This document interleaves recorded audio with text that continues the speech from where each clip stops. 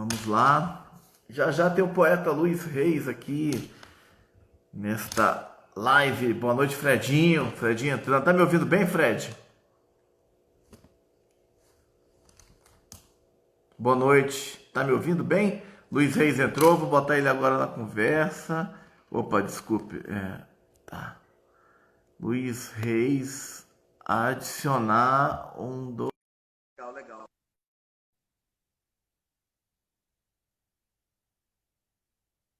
Boa noite, Vanessinha. My love. E aí, rapaz? E aí, beleza, Marcelo? Tudo bom? Tudo bom? Tá me ouvindo bem, Beleza. cara? Cara, eu tô ouvindo. Deixa eu botar aqui o som mais alto. Serginho entrando, boa noite, Serginho. Aí, beleza. Esses dias a gente teve uns problemas técnicos, cara, andou dando. Aí eu comecei a ver algumas coisas aqui, mas enfim, qualquer coisa a gente fica atento aí. Mas beleza, cara, bom ter Tudo você de certo. volta aqui. Beleza, bom demais. É, Vanessa, eu tô arrumando o cabelo. Seguinte, cara, boa noite.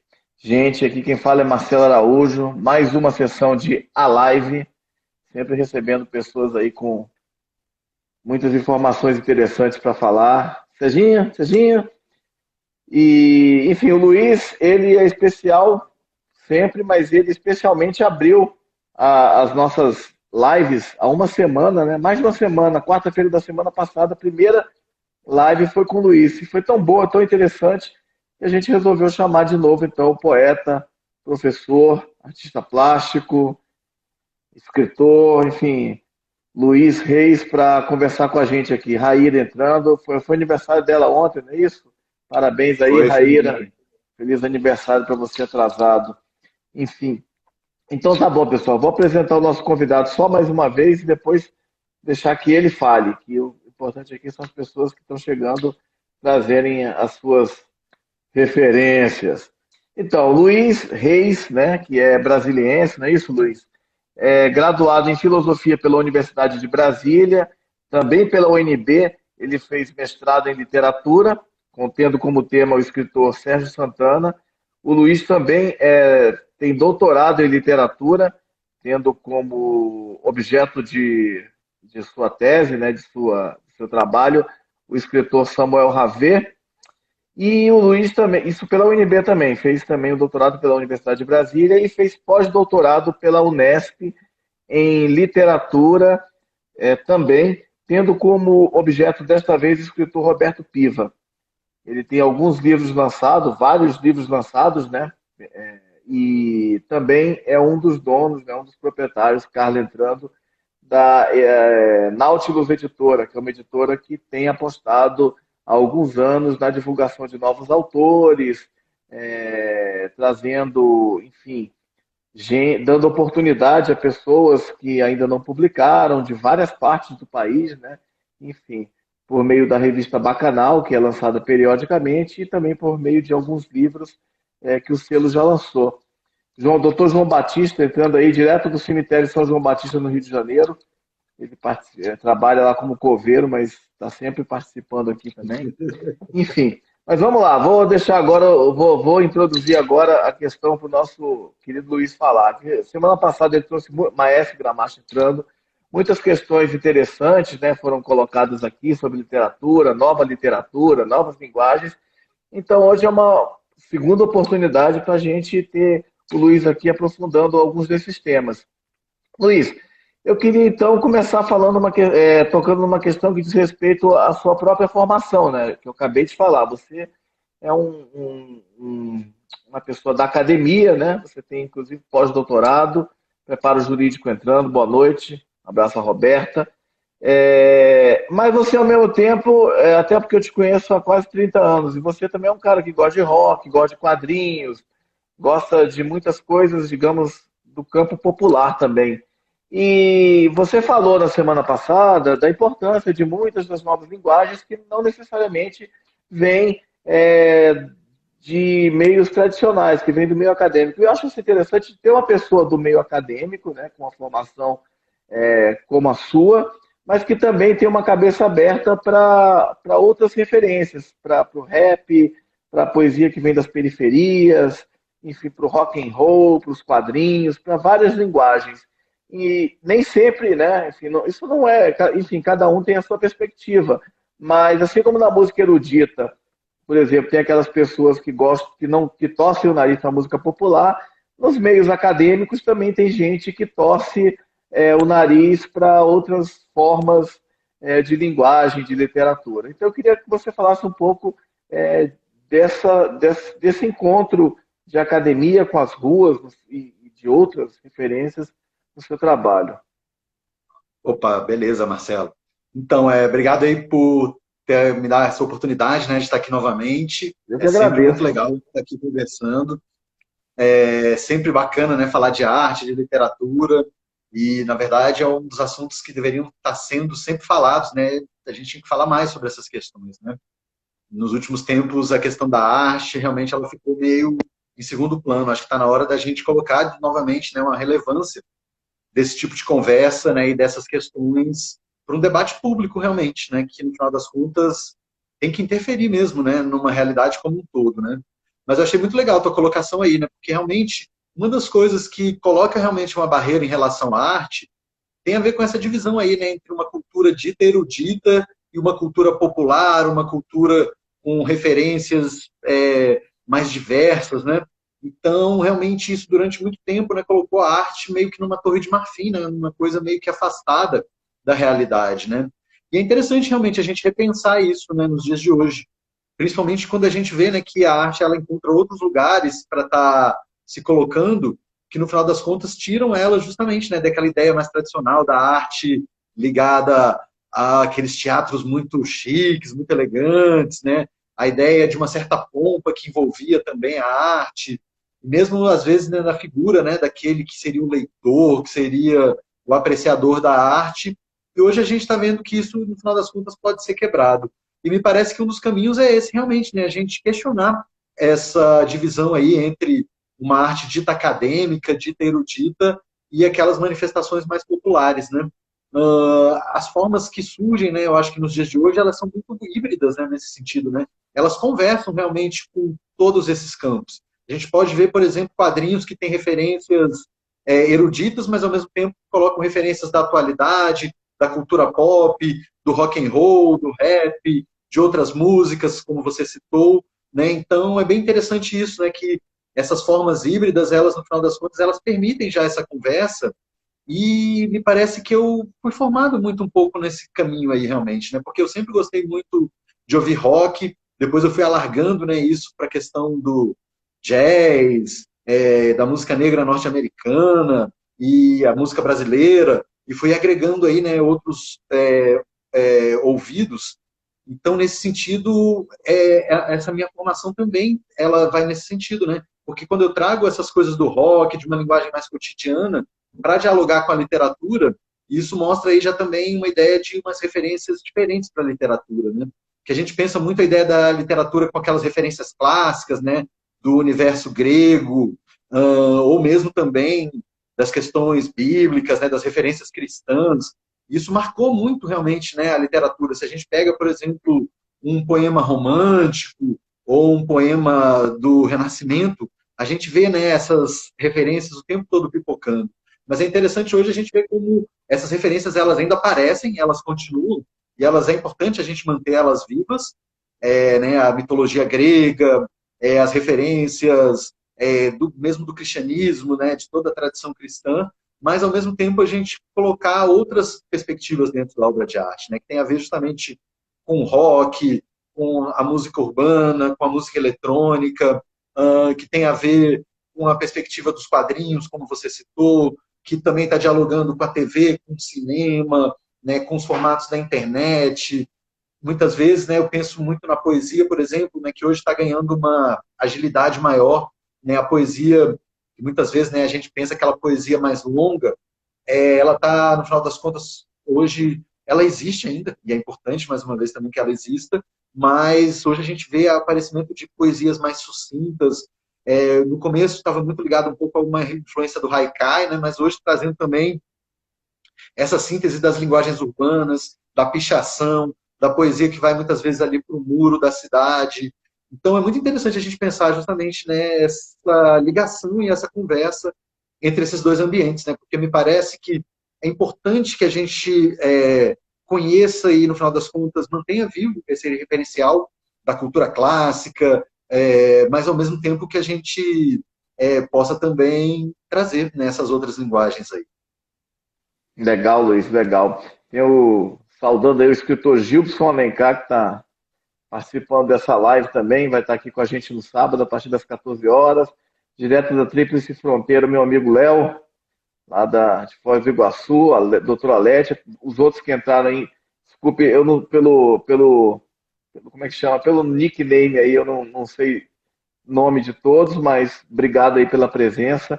Legal, Luiz. É interessante você falar isso porque a gente tem, não é só um fenômeno recente, mas tem, por exemplo, na literatura mais clássica, havia influência do folclore, na música erudita, por exemplo, Bartók, até outros compositores têm influência das danças folclóricas, enfim.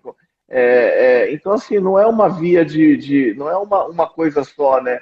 A arte ela tem várias faces e essas coisas se encontram, né? Diversas. Legal você colocar essas questões, né?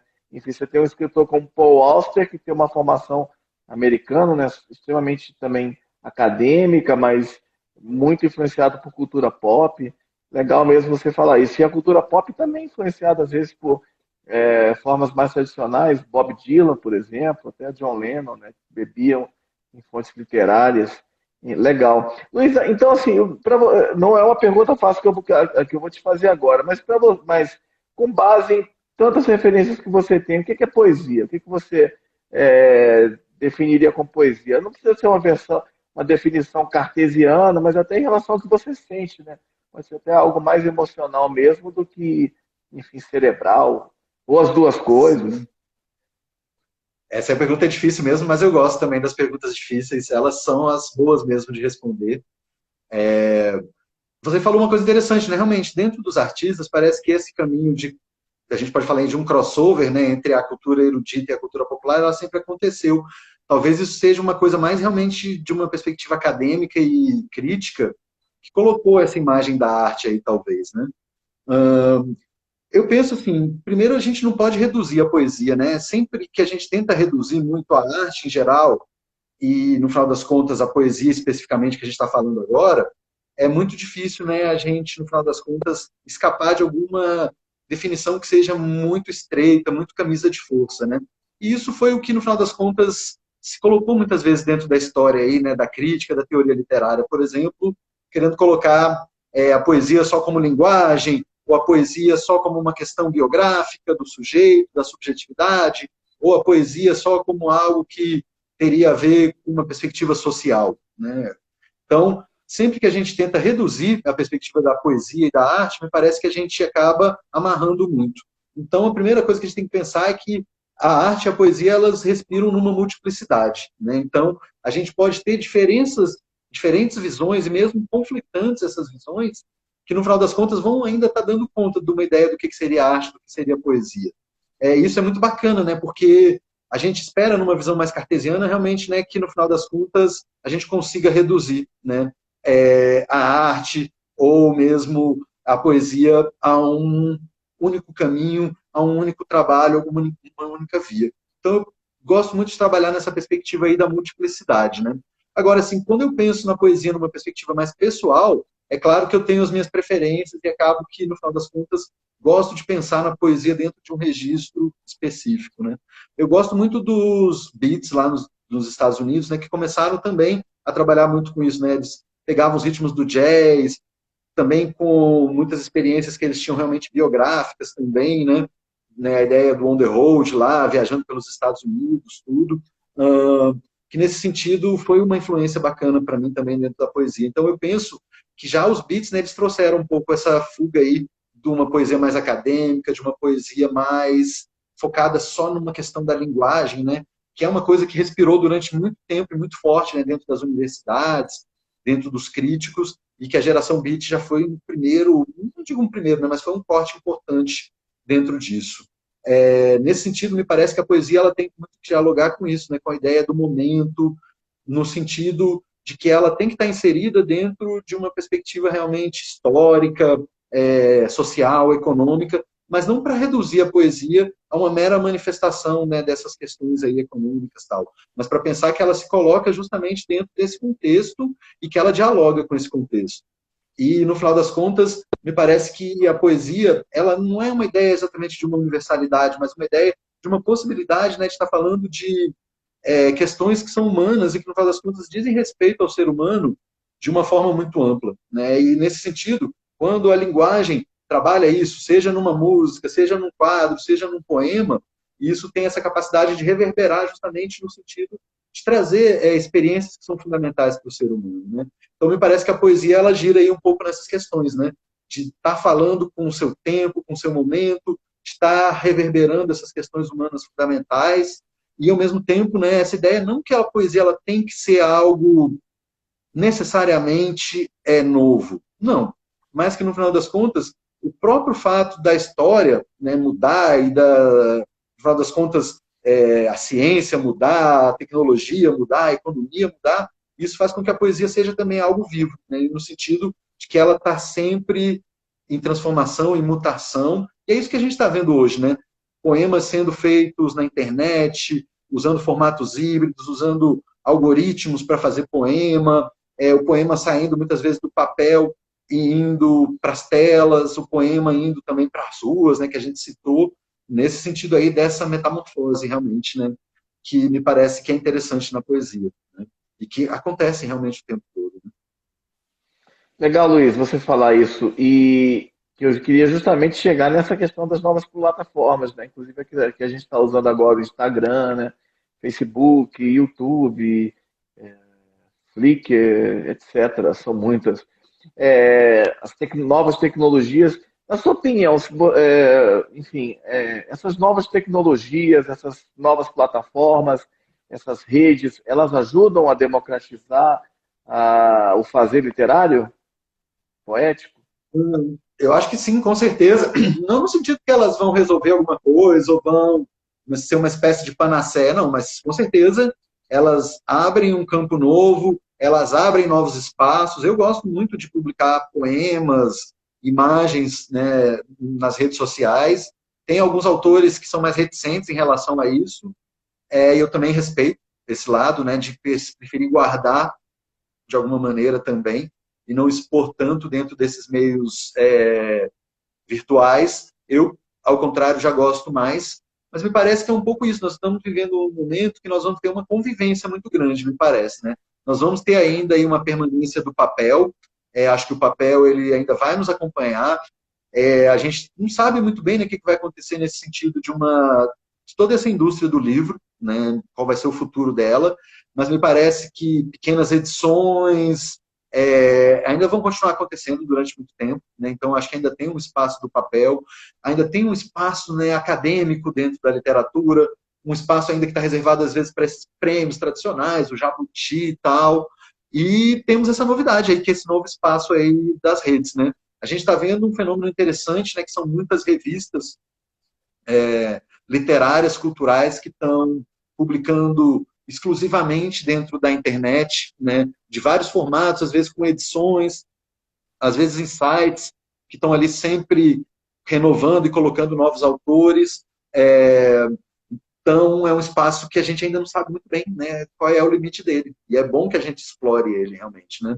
Então, me parece que hoje a gente vive isso, né, esse momento aí de uma multiplicidade, né, de uma convivência, inclusive, desse espaço tradicional da literatura com esses novos espaços. Eu, a princípio, não veria eles como espaços excludentes, né, no sentido que um tem que viver para o outro morrer, o outro algum tem que morrer para o outro viver, não. Acho que a gente vai viver um momento aí de coexistência disso. Porque ao mesmo tempo que a gente tem, né, essa explosão aí na internet, nós temos também, por exemplo, uma explosão de feiras de arte independente, de literatura independente, de pequenas editoras, de editoras artesanais. Então, é essa ideia, né, que muita coisa acontecendo ao mesmo tempo, que está caracterizando, acho que, o cenário nos dias de hoje. Legal. E você falou na questão, por exemplo, tem gente que está usando o algoritmo. Como é que é o termo? Desculpa, eu sou meio ignorante de Eu acho que é internet. isso também. Eu também não sou muito bom nisso, não. Aham. Mas Enfim, é está isso, né? usando Muitas a vezes nova o pessoal. linguagem, nessa poesia. A pergunta que eu te faço é a seguinte: então, mais do que uma digitalização de uma poesia, digamos, analógica, uma poesia que existe no papel, ou que poderia estar no papel, também existe uma poesia já digital, uma literatura já digital, Sim, sim. enfim, com características desses meios, né? Sim, eu acho que a gente já pode dizer isso. É difícil a gente ainda mapear, né, o que que seria essa literatura digital, mas algumas coisas já aparecem com muita evidência, né? Uma ideia, por exemplo, da síntese, que me parece que é muito interessante nessa poesia digital, ela tem uma ideia de síntese muitas vezes da poesia aparecer imediatamente, dela caber realmente às vezes no espaço realmente de uma rede social. Uma outra característica, acho que é uma ideia de uma nova perspectiva para as sinestesias, né? Então, mistura de poesia com cores, com imagens, e a ideia também dinâmica, né? Então, a ideia do movimento junto com a poesia, né? Então, nesse sentido, me parece que essa poesia digital, essa literatura digital, ela caminha um pouco dialogando com essas questões, mas ela ainda é uma coisa muito em aberto, eu acho, né? Me parece. São coisas interessantes, algumas experiências, por exemplo, como possibilidade de múltiplas leituras, nada que não estou dizendo que isso seja a invenção mais moderna, né? Porque a gente sabe, né? Por exemplo, Cortázar já tinha isso lá, né? No Jogo de Amarelinha, lá, um livro que permite múltiplas leituras, né? Você pode ler o Rayuela de várias formas. Uh, os concretos mesmo dele já brincavam um pouco, principalmente o Augusto de Campos, né? Com essa questão do poema na tela. Então, o Augusto já tem isso há muito tempo, né? Alguns poemas que se realizam na tela. Ele publica nos livros, mas que ao mesmo tempo ele dava, por exemplo, um CD-ROM, ou ele abria um site para a gente poder visualizar esses poemas na tela, poemas que se mexiam, etc. Mas me parece que hoje esses espaços aí da literatura digital estão se abrindo. E ao mesmo tempo é isso, né? A gente não sabe muito bem o que é o mais legal, né? Da gente não saber realmente, porque a gente tem a mania de querer saber demais, às vezes, né? Nesse sentido de categorizar e classificar. Mas quando a gente está diante de alguma coisa que está acontecendo agora e que a gente não consegue muito bem dominar e nem mesmo saber muito bem, isso é muito legal também, porque é um espaço, né, de exploração, de abertura, de, no final das contas, experimentar realmente, né? E de manter a literatura viva, né? Porque ela só se mantém viva justamente nesses momentos, né, que ela se coloca justamente nessa perspectiva de metamorfose, né? Quando a literatura se ingessa, e acho que qualquer arte é assim, ela, no final das contas, ela corre o risco de ficar obsoleta. É o perigo que toda arte corre, né? Talvez a gente esteja vendo, a gente nunca sabe, né? Mas será que vai acontecer isso com o rock? Será que isso já aconteceu com a música erudita? A gente não sabe muito bem, né? Mas é o perigo que toda arte corre, né? Nesse sentido dela se engessar muito e, no final das contas, deixar, né, de ter essa importância aí, que a gente espera que a literatura continue tendo aí durante muito tempo, né? Legal, Luiz. Excelentes colocações. Um abraço aí para o João Aidar, que é o nosso convidado de amanhã, que também é da área literária, da área acadêmica, faz doutorado na França em literatura comparada. Enfim, seja bem-vindo, João. É, Luiz, um pouco sobre a questão dos meios de leitura, né? Você falou há pouco da questão impresso, digital. Você lê muito no digital? Você tem aplicativo? Kindle, Eu você tenho usa lido cada vez mais. celular? Eu uso muito celular e o notebook ainda, né? Eu ainda não tenho esses leitores aí digitais, não. Mas vou acabar tendo. Mas eu estou lendo cada vez mais, né? Poesia, por exemplo, consigo ler cada vez mais, né? Então, estou andando muito por esses sites aí, lendo muito poesia no computador. A prosa, eu confesso que ainda tenho um pouco mais de dificuldade, né? Que acho que é uma questão realmente de como que eu fui, no final das contas, criado realmente lendo, né, no livro. Aí a prosa ainda tem um pouco mais de dificuldade, mas mesmo a prosa eu já estou conseguindo ler mais, né, nos formatos digitais. E me parece que é uma coisa inevitável realmente, né? Essa migração, essa ocupação também da literatura desse espaço, né? Porque a literatura é isso. Se ela é metamorfose, ela, no final das contas, ela vai ocupar espaços novos que ela não ocupava anteriormente. Então, essa ocupação, me parece que ela é inevitável realmente, né? E no final das contas, é maravilhoso, né? Eu estou achando muito legal isso, né? De ter contato com outros autores, principalmente no Instagram, é bem bacana agora uma coisa que está acontecendo no Instagram, que é isso, né? Que autores diferentes começam a se seguir ali e, de alguma maneira, começam a dialogar ali dentro do Instagram, né? Então, estou gostando muito disso. Inclusive, isso abrindo espaço para o pessoal de outros países, né? Muito bacana isso. A gente sabe que isso ainda está dentro de uma estrutura, né, muito de like, não sei o quê, de ficar competindo por seguidor, mas acho que a literatura, né, ela se ocupa aí, às vezes, de pequenos espaços dentro dessas grandes redes aí sociais, né? Muitos sites interessantes que você vai ver ali, que são seguidos ali por um grupo pequeno, mas fiel, né, que gosta de estar curtindo aquilo ali, que está seguindo, que está atenta, né, ao que está sendo compartilhado, ao que está sendo publicado. E aí se criam esses pequenos espaços, né, dentro dessas grandes redes sociais muito cheias, né, de coisas talvez não tão interessantes assim, mas que no final das contas permitem a gente criar esses espaços aí também de ocupação, de resistência, de invenção, né, que é bacana demais. É interessante você falar isso porque, por exemplo, o Instagram, quando surgiu, sei lá, uma década mais ou menos, era para postar fotos, né? E como essa rede se expandiu e se diversificou a ponto de virar também um espaço de referências múltiplas, né? De música, de literatura, tanto para publicação, diálogos, né? Muito para divulgação, né? Vocês usam muito. Você que é dono de uma editora, da editora Nautilus, você e o Fábio Lucas, vocês se valem bastante aí das redes também digitais, sociais, para fazer a divulgação do trabalho, né? Inclusive, daqui a pouco eu vou pedir, inclusive, para você falar do edital mais uma vez para a gente, que é importante para que as pessoas se inscrevam e participem. Com certeza. Sim, a Nautilus, ela existe muito dentro desse mundo virtual, realmente, né? E assim, claro, a gente é uma editora que publica fisicamente, né? A gente gosta de publicar o papel mesmo, de imprimir o papel, de serigrafar o papel, mas nessa perspectiva de divulgação, a gente divulga basicamente na internet, realmente, né? Então, é uma questão realmente de possibilitar contatos, realmente, né? Que aqueles meios tradicionais, aquelas mídias tradicionais, né, os contatos eram muito complicados, né, eram basicamente o quê? Correio, né? E no final das contas, a gente, com a internet, ganha essa possibilidade de comunicação instantânea, né, que é muito legal. Então, acho que a literatura não tem que ter medo da internet, não. Ela tem que, no final das contas, conversar com a internet e descobrir coisas legais e, ao mesmo tempo, falar mal também, né, de muitas coisas que merecem ser criticadas, né, porque a boa arte também, ela nunca se exime de meter o dedo na ferida também, né? Legal. E o que que você, nessas suas, suas viagens e seus passeios aí pela internet, você fala que está sempre lendo poesia. Enfim, o que que você tem visto aí? O que que te chamou a atenção? Tem algum site aí, algum escritor, algum blog? Você citaria? Uhum.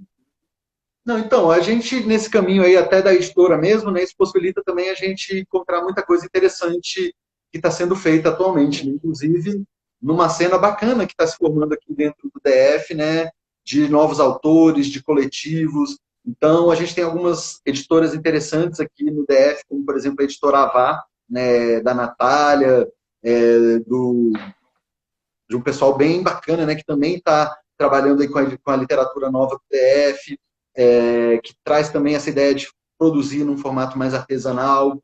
A gente tem muito a presença também de alguns coletivos, né? Muitas vezes esses coletivos são efêmeros, eles não têm uma grande duração, mas volta e meia eles pipocam e apresentam aí autores, artistas muito bacanas, né? A gente tem conversado muito com o pessoal que está vindo também de uma perspectiva mais descentralizada. Então, durante muito tempo, né, a gente tinha uma literatura aqui no DF muito centrada numa perspectiva aqui do plano piloto. Então, hoje a gente começa a ver com força muito grande, né, o surgimento de autores fora dessa perspectiva aí mais tradicional, criando espaços também, né, dentro dessa literatura aí mais alternativa, mais artesanal, né? Então a ideia é justamente o quê? Da gente estar encontrando o tempo todo com esses novos autores e, no final das contas, trazendo essa ideia, né, de que a gente começa a formar uma cena aqui no DF, né, de literatura independente. A gente tem o Soter também, né, que já trabalha desde os anos 70, desde a época lá do mimeógrafo, com literatura aqui no DF. Né? Nós temos autores como a Noélia, né, como a própria Natália, que eu já citei, né, que estão aí renovando a literatura. Autores que já frequentaram aqui o DF, que já estão em outros estados, como a Carla Andrade, por exemplo, né, que também trabalham dentro dessa cena aqui do DF. Cito muito o Marcos Fabrício também, um poeta aqui do DF, que já tem alguns livros publicados, que publicou inclusive pela Avá também, né, que é um autor criativo. Marcos volta e meia, ele publica no Correio Brasiliense alguns poemas dele. Então, essa ideia, né, de uma cena que começa a pipocar aí, começa a fazer uma coisa nova na literatura e que, no final das contas, está trazendo uma cena bacana. Ao mesmo tempo, né, também conversando, né, com essa história da literatura do DF. Eu acho que isso que está acontecendo aqui acontece numa perspectiva mais nacional, né, nessa ideia de uma cena nova literária que está pipocando aí e que daqui a pouquinho está estourando com mais força aí. Legal, acho que a Eleteia ali que entrou, eu vi pelo sobrenome. Mandou um abraço aí, Eleteia. Valeu a presença. Fica feliz aí também com a sua presença aí. Legal.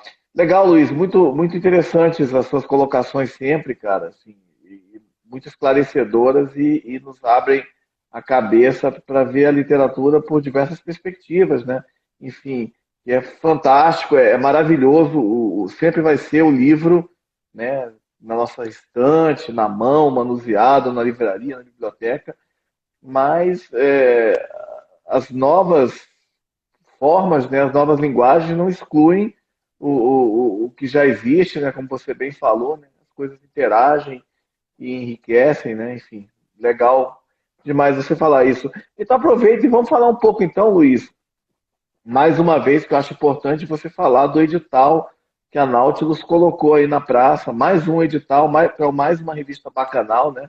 Então quem quiser participar da bacanal aí, está aberta, está aberta a possibilidade, né, que você que é um autor que ainda não publicou, que tem vontade de publicar, eis aí uma oportunidade, né? Enfim, pode falar para a Com gente um certeza. pouco? Claro, muito legal, valeu mais uma vez a oportunidade, né, mostrar aqui a Imagina. Bacanal. Esse aqui é o último volume 5, né? A Bacanal é uma revista que é aberta, né? Então essa ideia é que a gente sempre lança o edital para os artistas participarem. E a gente está muito feliz que a gente já tem vários trabalhos enviados, já a gente ainda não começou a ler, a gente vai esperar o edital terminar, né, para dar uma lida em todos, mas a gente já tem vários trabalhos enviados, isso deixa a gente muito feliz. E o edital está aberto, quem quiser dar uma olhadinha aí na nossa página, Editora Nautilus, lá no Facebook, consegue ler o edital na íntegra. Ele fica aberto até o final de setembro, então ainda tem bastante tempo aí para mandar textos. Ele aceita textos, a Bacanal aceita textos de qualquer gênero literário, de qualquer estilo, também de qualquer tema. Opa, tem uma gatinha aí atrás de você. É o Bowie, é o Bowie. Mas ele não vai É o boi atrapalhar, não, ele aí. está passeando aí. Massa. Muito São legal. 5 gatos aqui. Opa, tá fazendo um criador aí já, hein? É o pulo do gato, tem mais três, tem mais uns de rua que eu cuido aí, que eu queria trazer para cá, mas a Vanessa não deixa. Caramba. Abre já uma instituição aí de acolhimento aos É, animais, né? vou ganhar na Mas Mega enfim, né? Sena, Então, vai lá, vai lá. ela aceita textos de qualquer tipo de gênero literário, sim, a capa da Ana, essa aqui que é a última, né? Ana Ditt, uma artista aqui do DF. Tá aqui agora, entrou aí. Tá no Ah, que nosso. massa. Ela acabou de entrar, ela Bem-vinda aí. aí, Ana. Ó, Bem-vinda, legal. Ana. Muita gente bacana aqui. Muito legal encontrar essa galera. É, Então, aceitamos também imagens, né, desenhos, pinturas, sempre em preto e branco, né, por conta do interior da revista ser em preto e branco. E estamos aí, né, esperando novos autores, gostaríamos de conhecer, né, pessoas diferentes, porque a ideia é sempre da gente tentar repetir, repetir pouco, né, os autores. Sempre tem um espaço para a gente publicar novamente, mas a ideia é sempre que a Bacanal seja um espaço para novos autores. Então, estou esperando aí os textos de todo mundo aí para a gente poder fazer uma edição bem bacana, né? Já tem um tempinho que a gente não consegue publicar a Bacanal, então estamos aí torcendo para ela ficar uma coisa muito bacana. Com certeza vai ficar. Qual número que é essa daí agora? Então, essa que eu mostrei para vocês é o volume 5, agora nós vamos para o sexto 5. volume, né? Provavelmente vai lançar no final desse ano, vamos ver como é que vai ficar essa pandemia maldita aí, né? Possivelmente, talvez, também no início do ano que vem, mais provável, eu acho, para o ano que vem, por conta da pandemia mesmo. É que a gente quer Uhum. lançar ela impressa, tudo, né? Que a gente gosta muito que ela seja impressa. Agora, e depois ele é digitalizada também, fica disponível na internet? Então, a gente ainda está vendo isso. A gente, nessa pandemia, a gente colocou alguns lançamentos nossos no formato de PDF para o pessoal baixar, poder ler na internet, mas as bacanais a gente ainda não colocou. Inclusive, colocamos o livro do Marcelo, né, o Casa dos Sons, para poder, Obrigado. quem quisesse poder fazer um download. Foi uma experiência, a gente fez tipo um teste, né, foi bem bacana. A gente vamos ver como é que a gente consegue efetivar isso para a gente ter um espaço mais legal dentro da internet, realmente, para a gente colocar a bacanal também. Eu acho que é o caminho, né? Agora, você falando isso de que você recebeu muitos textos, deve ser uma tarefa difícil, né? Deve ter muita coisa legal você pegar enfim, a gente gostaria que muitas e muitas pessoas pudessem publicar, mas é claro, tem um espaço, a revista tem um limite e tal, não deve ser uma tarefa das mais fáceis Não, é selecionar, né? difícil mesmo. E às vezes é sofrido mesmo. Eu, por exemplo, sempre tenho essa política, né, de tentar colocar o maior número de autores possível, mas chega uma hora que a gente esbarra realmente num limite. E aí a gente fica triste mesmo, né? Mas acho que faz parte. Faz parte do processo literário você tomar um não também, né, na verdade. Então, a gente tem que arriscar, tem que mandar, né, os textos, e no final das contas, você ser recusado por uma revista, por um site, faz parte do processo também. Né, e no final das contas é isso, né? Às vezes não é uma questão de qualidade, é uma questão de um olhar, né, daquilo que eu, como editor, em algum momento ali tenho uma sensibilidade maior para um determinado tipo de arte, que acabo selecionando essa arte em detrimento de um outro tipo de produção, mas que no final das contas é o meu olhar, né? Então, no final das contas, isso não é um juízo de valor absoluto de forma nenhuma, né? É apenas um espaço da Bacanal e uma seleção, né? Então, os autores novos eles têm que mandar, né? Mesmo tomando os nãos que fazem parte também do processo. Né? Uma hora acontece, né? Se não for nessa, pode ser numa outra, ou em outra Isso. publicação, né? Enfim, é interessante ter o Luiz, porque o Luiz ele tem muito a ver com a minha carreira literária, né? Embora eu escreva desde muito tempo, há mais de 30 anos, praticamente, enfim, desde que eu comecei a escrever, aprender a escrever e tal, mas assim, a minha carreira devo muito ao Luiz porque o Luiz já tinha alguns livros publicados, né? Meu primeiro livro foi publicado em 2009, que se chama Não Abra, Contos de Terror, e o Luiz já tinha livros publicados, participado de coletâneas, já tinha uma carreira de escritor, e foi ele que me deu um toque que existia um mecanismo chamado Fundo da Arte e Cultura, aqui do Distrito Federal, não sei como anda, enfim, com esses tempos aí de recessão, de crise, mas durante muito tempo possibilitou que muitas pessoas, enfim, de várias áreas, inclusive de música, de cinema, de teatro, colocassem seus trabalhos na praça, inclusive pela primeira vez, como foi o meu caso, e o Luiz que me mostrou que existia isso e tal, e eu inscrevi, falei, pô, será que vão gostar? Livro de terror, e acabou que foi aprovado. E foi curioso também que um dia a gente estava tomando cerveja, eu nem sabia, e foi ele que me falou, ó, seu projeto foi aprovado lá, eu é mesmo. Então assim, devo muito ao Luiz, assim, até esse incentivo de achar que é possível, né? Então, assim, se não for agora, no futuro, o importante é nunca desistir. Eu acho que o mais importante é a pessoa produzir, escrever. Você não gravou, mas você compõe, toque e tal. Enfim, um dia você lança o seu CD, seja digital, como for. E o livro é a mesma coisa. Não sei se é um pouco por aí. Eu acho que sim. O FAQ continua aberto, continua publicando muita coisa legal. E eu acho que é um pouco por aí, né? A gente produzir, primeira coisa, e a partir disso, a partir do momento que você se sente confortável tal, começar a buscar os espaços, né? Que são múltiplos e que no final das contas estão aí abertos para receber, né? Realmente, os novos autores. Então, é um processo realmente de criar realmente às vezes é um pouco coragem, né? Já descobri, já conheci muita gente, conheço ainda muita gente que fica muito guardando, né? Eu, durante um tempo, guardei, sim, mas uma hora a coisa explodiu e eu comecei a mandar, publicar e, aos poucos, também buscar meus próprios espaços para jogar isso para fora. Né? Eu acho que chega uma hora que a arte ela ganha uma dimensão tão grande que ela tem que, no final das contas, dialogar com outras pessoas. Né? Não dá para ficar guardando, não. Tem que mandar mesmo.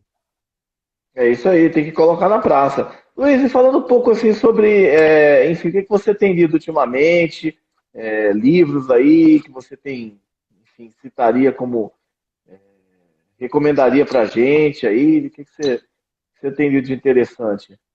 Então, né, com essa coisa de pandemia, a gente acaba até lendo mais. Na verdade, eu estou lendo, jogando muitas coisas aí ainda na internet, né? Estou lendo muita poesia contemporânea na internet brasileira, que é uma coisa que eu estou meio Tem que algum autor dando que te uma chamou a acompanhada. atenção? Assim, muitos. Não vou lembrar aqui nomes específicos, né? Eu lembro mais dos nomes aqui de Brasília, como eu já citei para você. Mas Uhum. sim, o tempo todo, autores novos que no final das contas dá aquela coisa que você fala, poxa, esse aí, ou essa aí eu gostaria de publicar, gostaria de trazer para Bacanal, etc. O tempo todo isso acontece, né? Então, essa cena aí que está pipocando, eu estou tentando dar uma mapeada aí nesses tempos atuais. Nem acabo aí lendo também muito no formato tradicional da literatura aí. Então, às vezes, estou lendo alguns medalhões aí, o Murilo Mendes, por exemplo, que eu estou lendo aí já vários livros aí dele e estou gostando muito desse reencontro com ele, dessa questão mais surrealista da obra do Murilo, da questão das imagens que ele coloca na poesia dele, né? Estou lendo um livro de contos que é USA no Ar, muitos contos muito legais, né, de autores novos que também nem memorizo os nomes ainda, mas é uma coletânea bem recente, né, de autores de vários lugares dos Estados Unidos. Vale a pena, inclusive eu comprei esse livro lá na Feira do Livro, foi um preço bem legal, bem bacana, estava numa promoção bacana. Aí como aquela coisa, né, garimpando ali na Feira do Livro, achei esse livro, bonito livro, uma boa edição. Estou lendo agora, muito legal, né?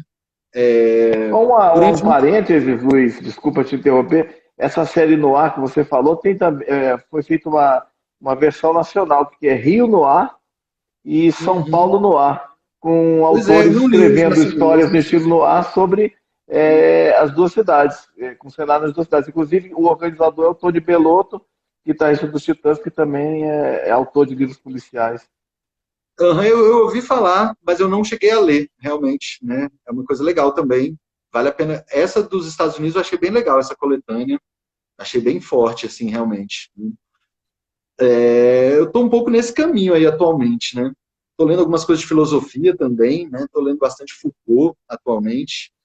E estou aí com uma pesquisa agora que a gente vai fazer com a Nautilus sobre a questão da poesia mais recente aqui no DF, né? Então, estou dando uma olhada bastante nessa questão aí, vendo um pouquinho da história da literatura do DF aqui e já dando uma olhada nos poetas atuais em relação a essa pesquisa, que foi um projeto, inclusive, contemplado pelo FAC, né? Foi uma verba do FAC que a gente vai, possivelmente, ano que vem, vai estar lançando uma coletânea de alguns poetas aqui do DF também. É o que? Uma pesquisa? Fala um pouco para a gente mais. É uma pesquisa sobre a história da literatura em Não, Brasília? ela é uma pesquisa sobre a poesia atual do DF. Então, a gente vai pegar algumas linhas da poesia atual, vamos pegar um pouco a poesia que está mexendo muito com a questão da linguagem, com a poesia feita por mulheres, com a poesia também feita fora do plano piloto, e vamos mapear alguns autores e autoras, né, para fazer uma pequena antologia sobre esses autores, e ao mesmo tempo vamos escrever alguns pequenos ensaios tentando contextualizar um pouco mais teoricamente essa produção contemporânea. Né? Isso aí foi um projeto que eu fiz para o FAC, né? Acho que é um projeto, né? Um edital da Secretaria de Cultura, e que foi aprovado e que agora a gente está começando ele, né, a fazer esse projeto aí. Então, estou bem antenado nessa questão da literatura, da poesia especificamente do DF. Ano É, passado a gente lançou uma coletânea de contos também aqui do DF. Então, alguns contistas atuais do DF, cito um, por exemplo, o Chico Nonato, que a gente teve muito prazer de publicar, alguns contistas novos, bem jovens também. é o Sobremesa? Então, sim, Sobremesa, que é uma coletânea Eu de li. contos aqui do DF. Isso. Uhum. Não, interessante você falar essa questão de sair, por exemplo, Brasília, a gente tem o plano piloto, né? Tem essa parte mais conhecida da cidade e tal, e sair dessa região mais conhecida assim, nacionalmente, enfim, mas ir também para as outras regiões do Distrito Federal e tal. E, enfim, a gente sabe que isso, que assim como também Brasília não é só plano piloto, Rio de Janeiro também não é só Zona Sul, enfim, tem vida, literatura, cultura e arte por todas as partes da cidade. Eu queria que você falasse um pouco a respeito das vozes da periferia, né? No nosso último encontro você falou, por exemplo, do rap, né? Que é uma das vozes da periferia, né? Talvez em termos de música, por exemplo, seja atualmente, né, das mais representativas, como o samba foi no momento da história também. Então, assim, como é que você vê a importância de dar também espaço a outras vozes de outros cantos, né, que não aqueles tradicionalmente turísticos e conhecidos, enfim. É interessante a gente pensar isso, né? Porque a questão da arte, ela sempre envolve é, uma questão de poder, né? Então, tem um sistema artístico que, por uma série de questões, ele se coloca dentro de uma perspectiva de privilégios, de espaços, de grupos e por aí vai, né? Então, a arte, ela esteve sempre ligada com essa questão do poder, né? E, no final das contas, o espaço de visibilidade do artista, ele tem que ser buscado também dentro dessas relações de poder, né? Seria uma ingenuidade a gente pensar que a arte, no sistema artístico, ele vive só de uma questão de qualidade, só de uma questão de méritos. Muito pelo contrário, né? E muitas vezes a gente vê que ele funciona, às vezes, da forma oposta, né? Pensando em desvalorizar produções sensacionais e trazer à tona aí coisas questionáveis, né? Então, a gente não pode separar a questão da arte desse espaço. E na história da literatura brasileira, né, isso foi muito forte, né?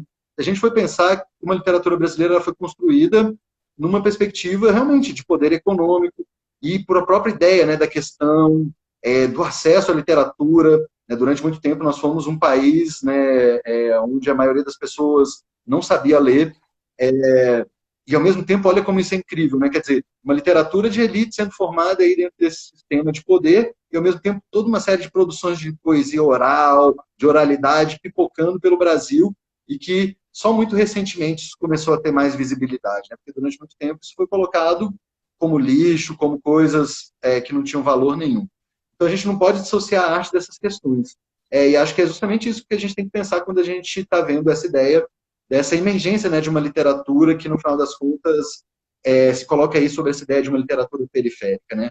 Que se coloca justamente como outras vozes. Acho isso muito legal, né? Porque a literatura, ela sempre traz uma voz. E essa voz, ou múltiplas vozes, né, como diria lá o Bakhtin, né, o teórico, essas vozes, elas sempre se colocam dentro de espaços específicos, né? É a voz da elite, é a voz da classe média, é a voz do índio, é a voz do negro, é a voz da mulher, é a voz do homem, e por aí vai. E durante muito tempo, né, esse espaço foi muito reduzido. Então, hoje, quando a gente vê essa possibilidade aí de estar trabalhando numa literatura periférica, por exemplo, eu vejo isso de uma maneira muito positiva, né, no sentido de trazer novas vozes, de trazer novos pontos de vista, né. Eu penso agora, por exemplo, no Quarto de Despejo, lá da Carolina de Jesus, né, um livro, por exemplo, a Carolina de Jesus, né, era catadora de lixo. E quando ela lança o livro dela, a maior dificuldade que ela teve foi justamente que o livro dela fosse aceito como literatura, né. Hoje a gente lê a Carolina e adora a Carolina e acha demais, mas a gente tem que ver toda a dificuldade que ela teve para até que o livro dela fosse considerado literatura. Então, hoje, a gente tem essa possibilidade, né, de estar trabalhando nessa multiplicidade. Então, é um momento muito interessante, né, de trazer isso para primeiro plano, de falar sobre essas produções, dessas questões, e a gente gosta muito disso, né, que a Bacanal, ela acaba trazendo muitos autores nessa perspectiva, né? Já publicamos muitos autores de Taguatinga, da Ceilândia, do Guará, do Gama, Sobradinho, praticamente todas as cidades aqui do DF já foram, no final, já tem autores e autoras aqui na Bacanal. Né? Para a gente isso é motivo de muita alegria, realmente. Legal, Luiz, legal. E, enfim, falando um pouco agora sobre música, o que é que você tem ouvido ultimamente, assim, que você recomenda? Então, nesses momentos de pandemia aí, né, voltei para os vinis agora. Então tem já um mês aqui que eu estou ouvindo vinil. Eu e a Raíra aqui estamos só nos vinis. E acaba que meus vinis, né, são muito velhos. Né? Outro dia a gente estava pegando aqui um vinil do Jackson do Pandeiro de 1959. Muito legal. Vinil mais velho que a gente, né? Ainda bem. O vinil já aí, daqui a pouco vai fazendo 100 anos o vinil. Então a gente está muito pegando isso aí, né? Tem alguns vinis aqui que a gente acaba garimpando e ouvindo, né? Hoje estava ouvindo aqui o Jorge Ben, o África Brasil, estou ouvindo muito uns vinis de jazz também, né? Uma coletânea da Atlantic de Soul, que eu sempre gosto muito de ouvir. Estava ouvindo também um disco do King Curtis aqui, né? O saxofonista de Soul, muito legal. Maravilhoso. Então, não tenho muitas dicas de modernidades, não, mas essas dicas de velharia, putz, aí eu tenho muitas. São muito bons, né? Você poder ouvir os LPs, né? E ter esse tesouro todo, né? Enfim. E essa coisa também, né? Tipo, assim como acontece na literatura que você falou, né? O fato de você ter as novas plataformas, Spotify, YouTube, que são maravilhosas também, porque abre a perspectiva de você ouvir coisas que você não tem em casa, não tem nem como comprar. Mas isso também não exclui o vinil e mesmo o CD, né? O CD parece que andou um pouco desvalorizado e tal, anda, mas eu acho que o CD também não pode ser excluído, enfim.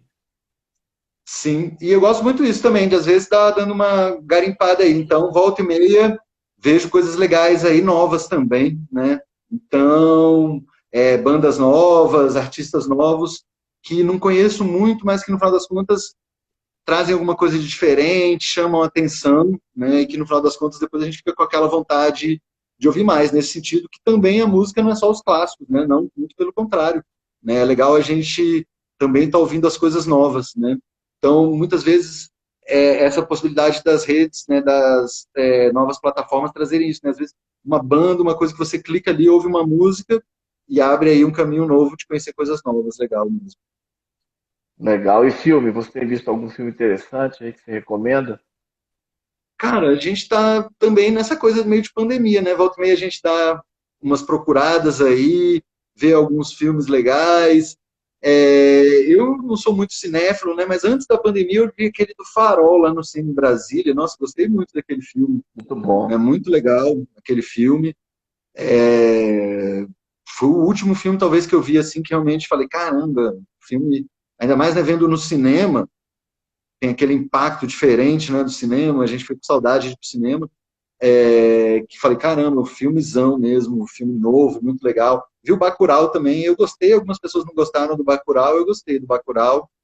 Então isso, né, às vezes pensando também isso e às vezes tendo algumas novidades. Outro dia, há um tempo atrás, vi também um documentário sobre os estúdios, muito legal, Do Jim nessas Jarmusch, TVs, não é isso?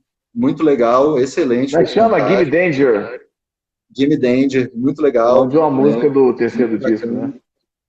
E aí, sempre tendo essas novidades, assim, né? Às vezes uma coisa que você nem espera. Esse documentário, por exemplo, um dia estava lá passando pela televisão, estava rolando, muito massa. Legal, cara. E quadrinhos, assim, a Nautilus já lançou quadrinhos?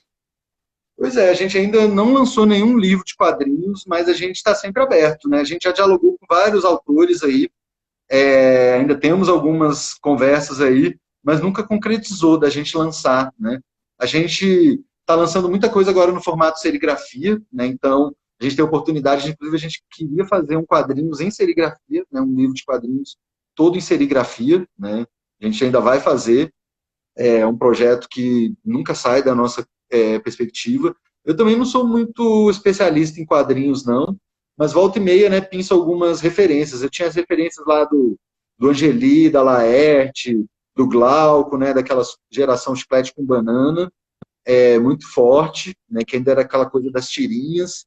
É, e às vezes vou caminhando, né? Eu li algumas coisas do Mutarelli, por exemplo, né? O Lourenço Mutarelli, que é muito legal, né? Inclusive com alguns romances muito legais. Mas os quadrinhos do Mutarelli também são muito bons, né? Dentro aqui dos quadrinhos nacionais.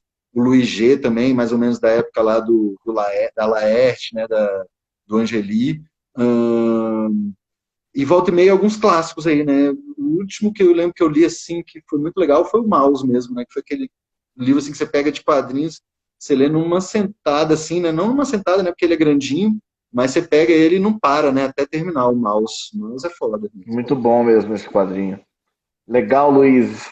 E quando é que a gente pode esperar um livro seu novo? Breve? Brevemente? Então, acho que breve não, mas ano que vem, daqui a uns 2 anos, talvez. Das últimas vezes estava lançando uns livros mais artesanais, possivelmente agora o meu próximo livro vai ser uma coisa mais, não mais tradicional, mas estou escrevendo de novo no computador, uns poemas mais longos. Acho que está um pouco indo nesse caminho aí. Então, tem esse livro, mas ainda está aí no horizonte aberto, ainda não tem data não, mas vai vir com certeza, sim. Legal, Luiz. Pô, voou a nossa conversa, cara. Já está quase na hora Verdade. de encerrar, porque Muito daqui a rápido. pouco tem um tempo máximo aí, que é 1 hora que o Instagram deixa, e essa live aí vai ficar salva, né? Vai ficar salva aqui no IGTV, e depois eu também posto no YouTube, então depois você pode baixar para você também, compartilhar. Quem não, quem quiser Massa. rever, pode rever. Quem pegou no final pode ver o resto. Quem não viu, pode ver. Cara, mas assim, foi uma conversa maravilhosa. A gente aprendeu muito Bom aqui sobre demais. literatura com você, como na semana passada. Sempre é uma experiência enriquecedora essa conversa e fica aberto para que você volte muitas outras vezes para a gente conversar, sempre que você tiver disponibilidade, tiver novidades. Vamos sim. Vamos dar um tempinho aí, eu vi outras lives aí, depois a gente faz, com certeza a gente conversa mais. Muito legal, para mim é sempre uma alegria estar aqui conversando sobre literatura, sobre arte, dando umas risadas também. Muito massa, valeu demais, Marcelo. Falou, Luiz. Então, queria agradecer a presença mais uma vez, do nosso querido escritor, poeta, artista plástico, professor Luiz Reis, dando uma verdadeira aula sobre literatura, sobre novos autores, novas linguagens, novas formas de escrever, de recitar. Muito obrigado mesmo. Queria agradecer também a todas as pessoas aí que prestigiaram a live, que entraram ao longo aí da nossa conversa e convidar para as próximas. Enfim, amanhã a gente tem a presença do João Aidar, que também vai falar sobre literatura a partir das 8 horas da noite, aqui em a live. Luiz, obrigado mais uma vez, cara. Boa Valeu noite, demais, valeu. Marcelo. Um abraço, valeu. Valeu, obrigado aí, rapaz. Até a próxima.